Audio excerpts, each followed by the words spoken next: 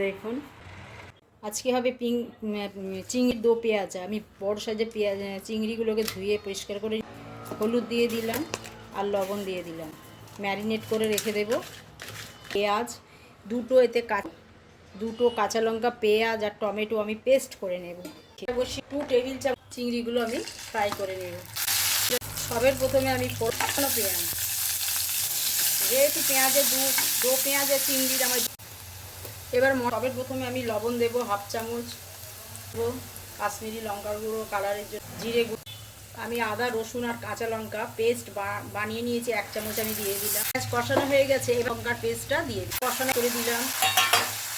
এবার একটু সুন্দরভাবে টেবিল চামচ দই করে রেখেছি, এটাকে একটু 2 মিনিট কুক করতে দিই। চিংড়ির দো পেঁয়াজা একেবারে রেডি হয়ে গেছে। এবার আমি গরম মশলা, ঠিক দেখা যাচ্ছে না কালারটা, দেখুন ভিউয়ার্স, চিংড়ির দো পেঁয়াজাটা আমি সার্ভ করে দিয়েছি।